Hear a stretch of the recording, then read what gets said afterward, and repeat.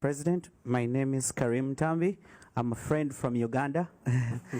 I Friend of Bobi. yes, Are you friend of Bobi? Yes, I'm with Bobi Wine. Thank you. Say hello so we to. share a commitment for liberating our people from repressive regimes, and I wonder what's the message from you for the people of Uganda who have been trying to get liberated from the dictatorship of President Yoweri Museveni for 37 years. Thank you so much. Gracias y salúdame a Bobi. Hemos estado en contacto. Thank you, and please say hi to Bobi. We've actually been in touch over issues that concern us, Uganda, Myanmar, Nicaragua, and Cuba, people that are fighting ceaselessly for democracy. Somehow, we, even though we're not alone, we are alone sometimes. In 2019 and 2020, if you had asked me, I would have said, I'll return tomorrow. And I'll remember Navalny's return to Moscow. When Navalny returned to Moscow, and I'm sure many of you remember, that day was a day of anxiety for me. I was telling Fabiana, they're going to put him in prison. They're not going to forgive him. Fabiana told me, what's going on? What's with you? And I told her, he's facing a dictator. They're going to put him in prison.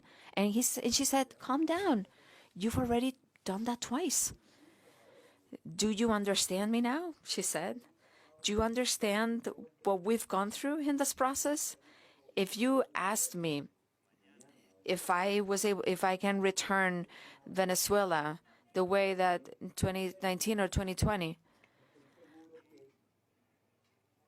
I am sure that I might meet the same fate as Navalny. We need to put a lot more pressure on these authoritarian regimes. We need to revert these incentives. Basically, dictators nowadays have all the incentives to win, and we have to put on our part. We need to get organized. We have to mobilize.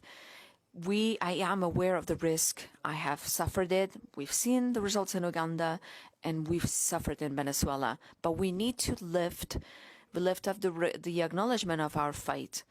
We need to be pragmatical in seeking possible solutions, so that not only you, Caesar, will be able to believe, but also the city will be able to believe. Again, there's a current of thought that says that, Mark, if we are kind to the dictatorship, that we tend a friendly hand, that we might be able to, ease the economic situation and therefore, ease migration displacements and normalize the dictatorship. But that's normalizing the dictatorship. That's giving up. How can we ask 30 million Venezuelans, or in the case of Uganda, millions of people, 7 million of Ugandans, right? And how can we ask them to just give up, to resign themselves to the situation? We can't.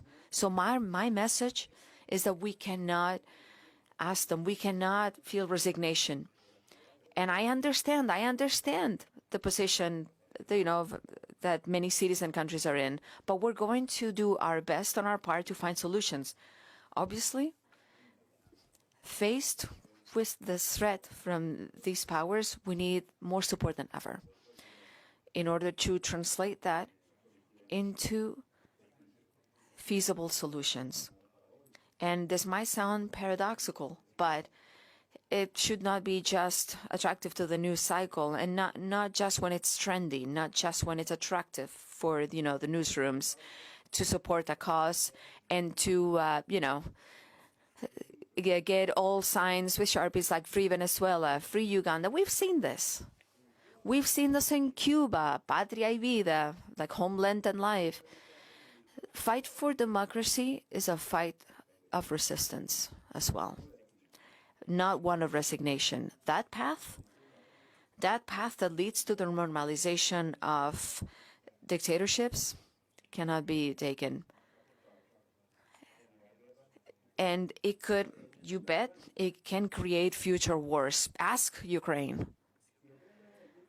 If you want to be pragmatic about it, if you want to be pragmatic about it, what's best is to seek a solution that stabilizes through democracy, that curtails migratory flows, improves democracy, improves freedom, stabilizes the global market, prompts the development of the oil industry, and we improve the development of the country and region.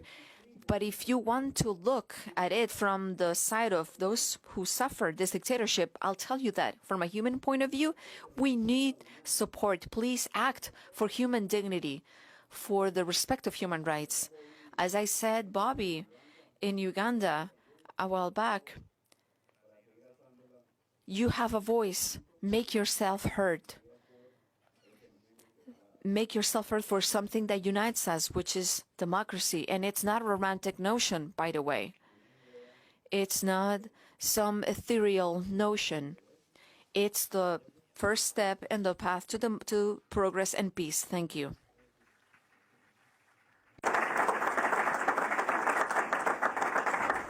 I want to get in line and meet the famous Bobi from Uganda. I feel like that's maybe the next event we do here at the Wilson Center with Bobi. Before giving it back to